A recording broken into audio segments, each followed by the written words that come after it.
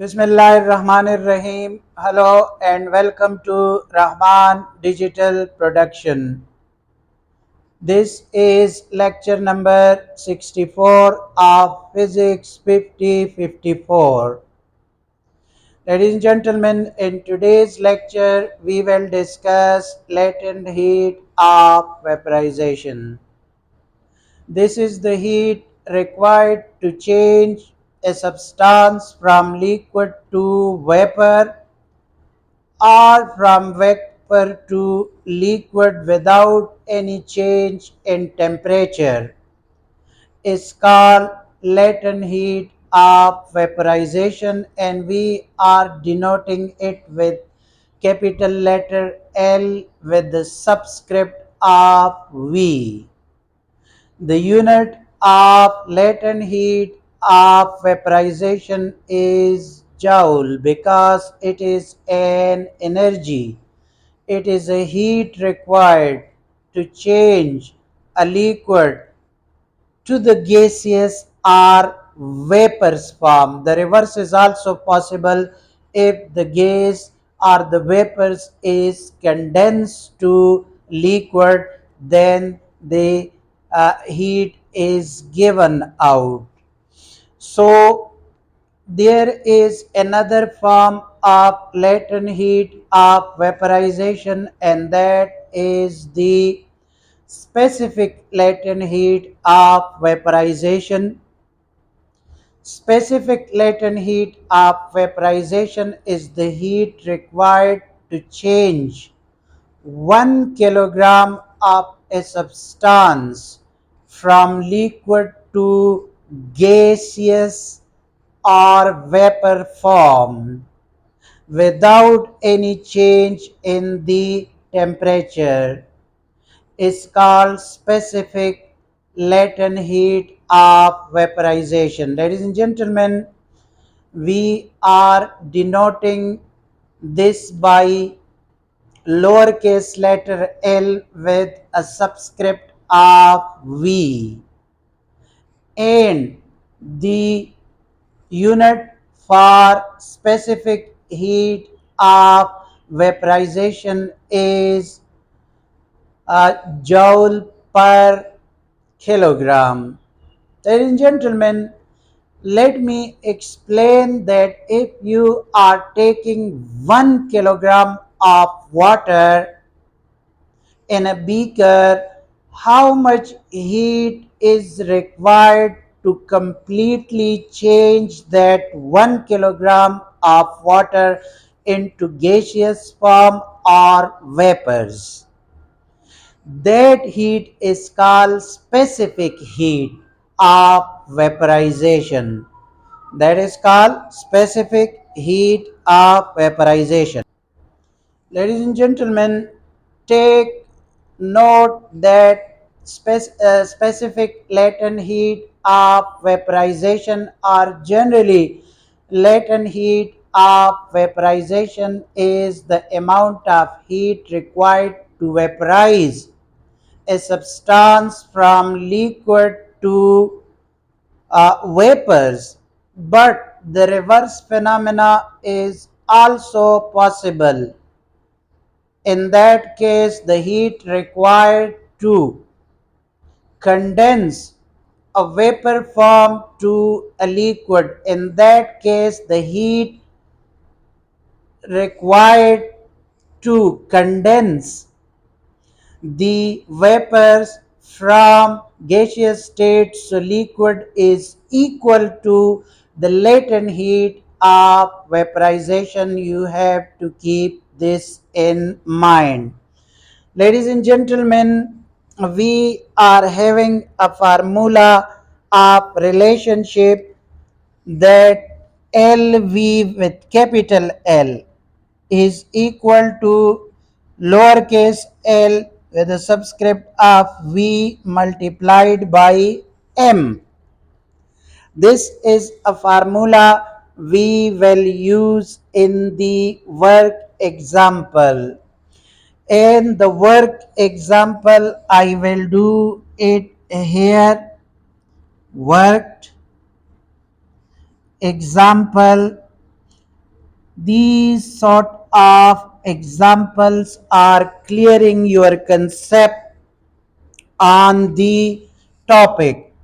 We did the latent heat. Latent means the hidden heat.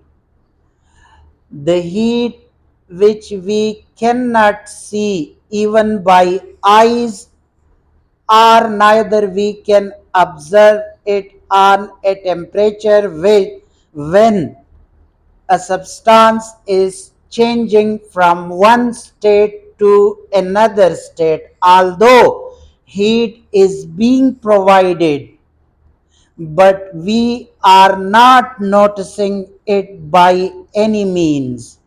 So that is why we are saying that this is a hidden heat. Ladies and gentlemen, the question is saying a jet of steam at 100 degrees Celsius is directed for a short time on a large block of ice. There is a large block of ice, and we are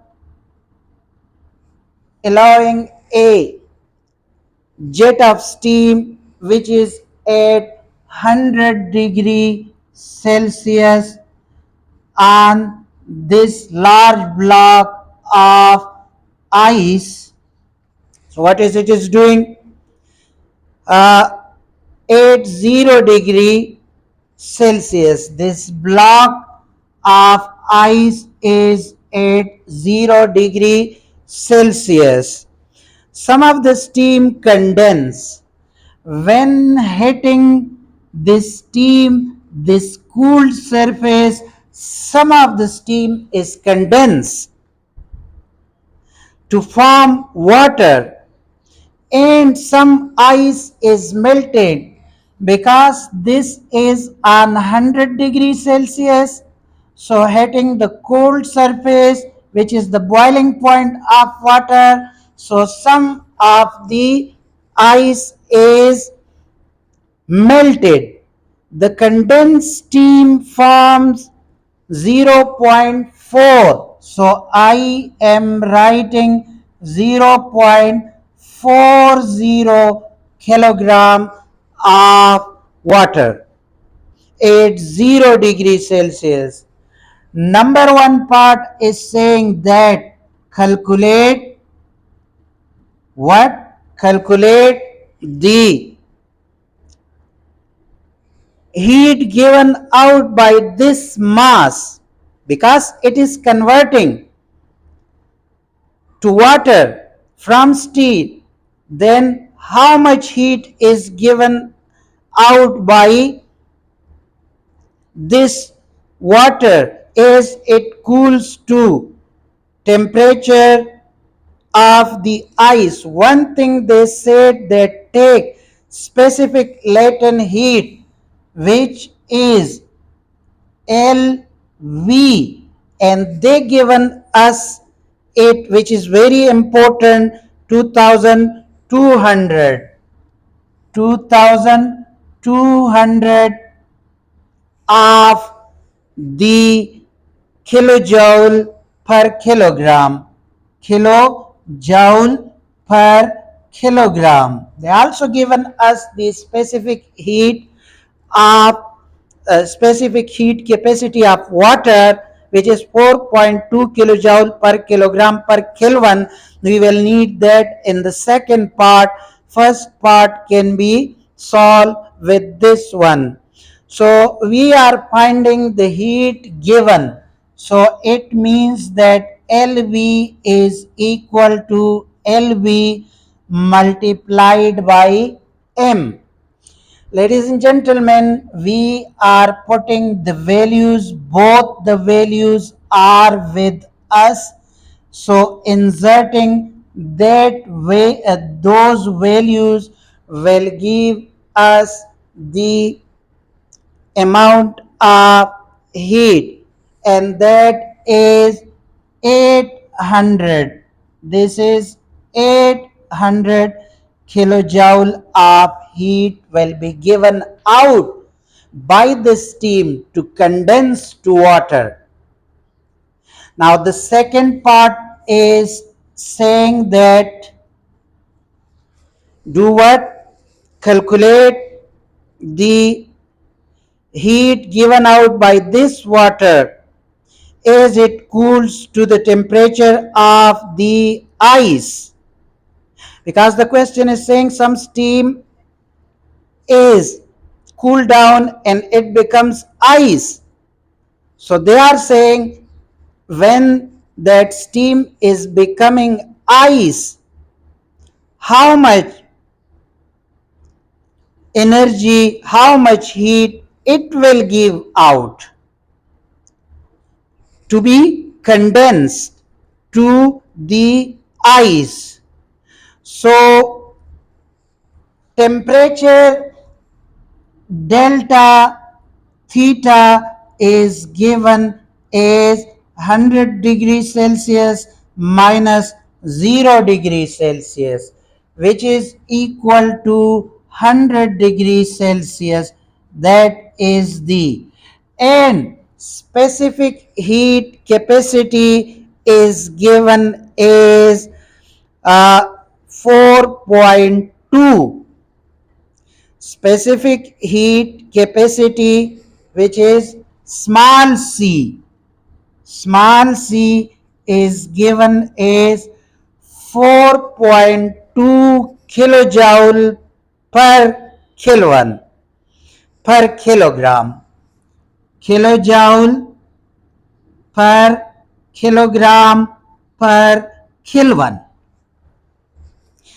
and the mass is already given to us, so we know that Q, which is heat, m c delta theta, we have to insert only the values inside it. 0.40 into 4.2 into 100 joule. Kilojoule will be the answer. So 168 kilojoule is the calculated answer. 168 kilojoule is the calculated answer. So this is a practical scenario in which you learn how condensation and how vaporization is taking place when this much temperature is given or this much temperature is given out. Okay, that's it. Now we are coming towards evaporation. Ladies and gentlemen, evaporation is the same phenomena as we are observing the uh, vaporization. Evaporation and vaporization are the same phenomena. In both cases, a liquid is converted to a vapor form or gaseous form. But there are many differences between the two, and we will observe those changes in the form of a table. Ladies and gentlemen, before we compare both the boiling point at which liquid is changing from liquid to a vapor form, and evaporation is also changing a liquid from liquid to vapors form. But before that, we have to understand that what is the evaporation actually. Ladies and gentlemen, at homes, when you mop the floor, you will notice that the wet surface of the floor soon turn dry After a while, we say that the layer of water on the surface has undergone evaporation. So, evaporation can take place at the surfaces of the layer. Ladies and gentlemen, on the other hand, boiling point is taking place at certain temperature. In boiling, we have to provide the heat externally, but in case of evaporation, we are not providing heat externally. The liquid is taking the heat from the surroundings. So now let us uh, discuss the comparison. On one side, there is boiling, and the other side, there is evaporation. Boiling can occur at a fixed temperature. Yes, at 100 degree Celsius for water. Evaporation occurs at any temperature. We will discuss that when you are putting clothes after washing it in the open area in the sun, it is turning dry very quickly. So there is no need that temperature 100 degrees Celsius is required. Okay, that is a quick process. Boiling is a quick process when the temperature of the liquid reaches to a specific temperature. It is quickly changing into vapors. But on the other hand, evaporation is a slow process, as you can observe from mopping the floor, that it is not that much quicker process. This is another difference. Okay, the third one is take place within the liquid. Inside the liquid, boiling is taking place, which is forming bubbles inside it. But on the other hand, evaporation is taking place on the surfaces. It is in the within the liquid and on the surfaces of the liquid that is taking place. Bubbles are formed within the liquid and no bubbles are formed in the liquid. This is another very important difference between the two. Temperature remains constant during boiling. When we are providing the heat, so that heat is being absorbed, and at a fixed temperature for water I am talking, that it is taking place, but temperature may change on cold day, on hot day, at any temperature they can occur evaporation. Heat supplied by an energy source, you have to provide the heat externally by the source of energy.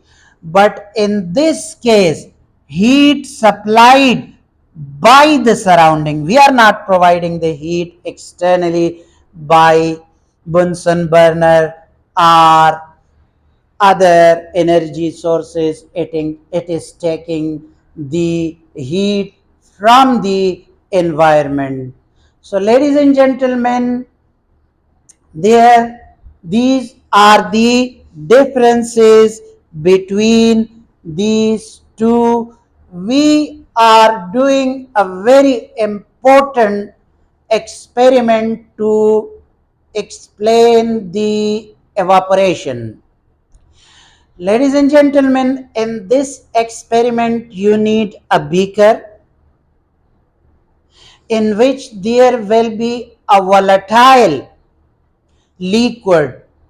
Volatile liquid means that it is vanishing after certain time if the lead is not there on the beaker. So ether is a liquid which is vanishing after some time and it is dissolved in the surrounding air. In the surrounding air. So we need that volatile.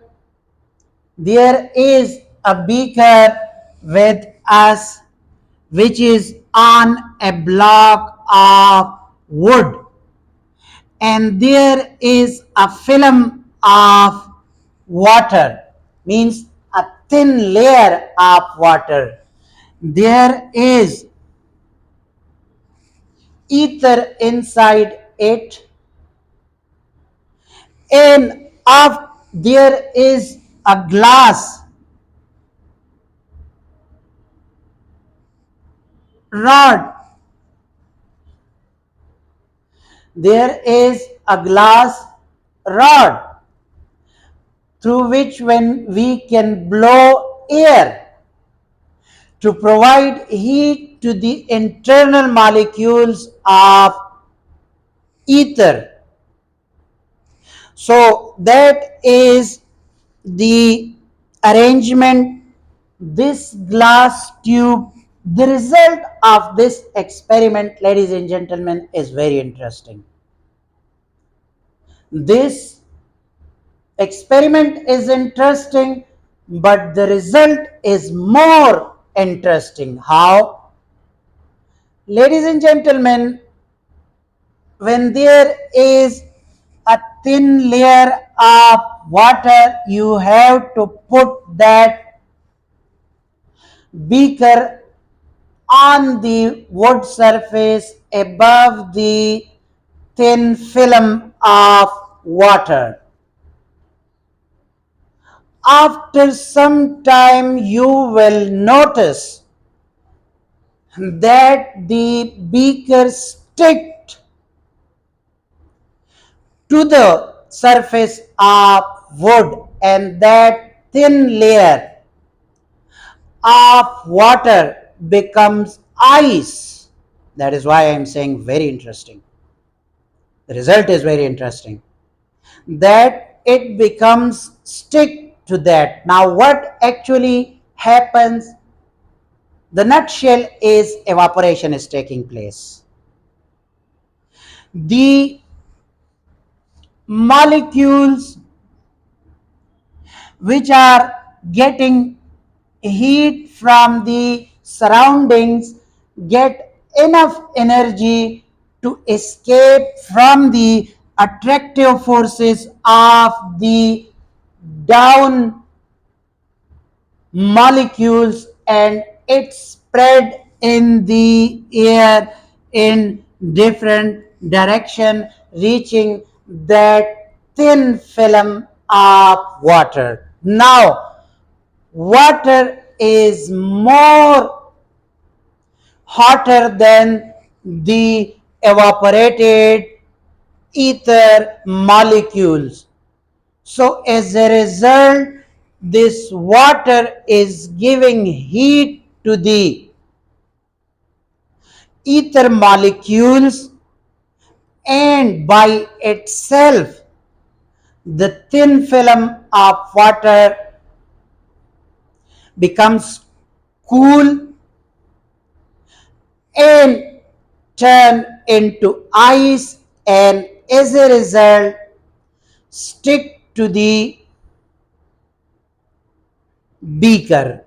So this glass tube, when you blow air to the internal of the ether, through that blown air, the molecules get heat, which is going from our mouth into the ether, and they get much energy and escapes out from the surface of the ether and spread in the environment, causing coldness.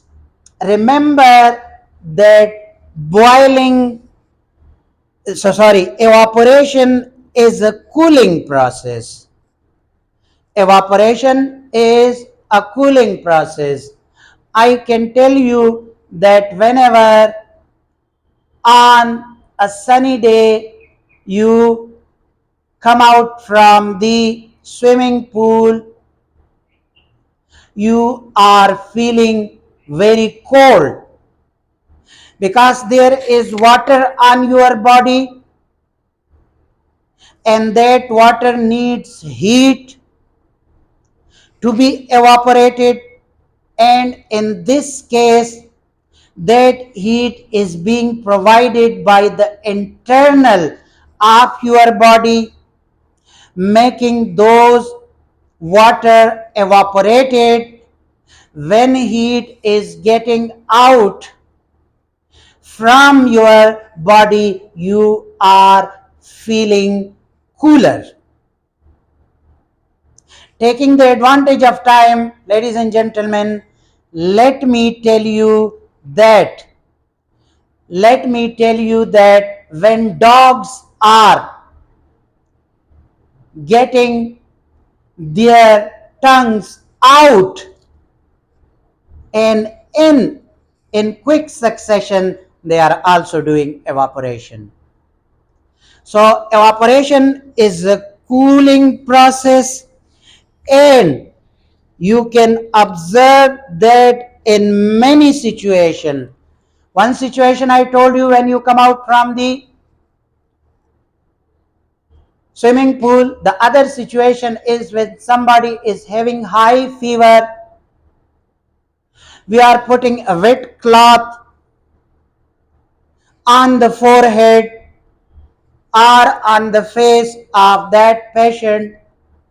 So heat is provided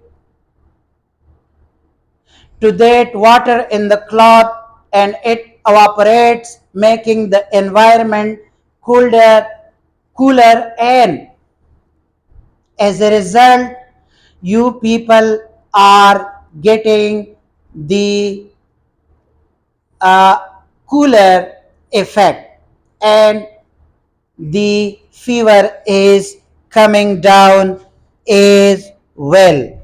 Now we can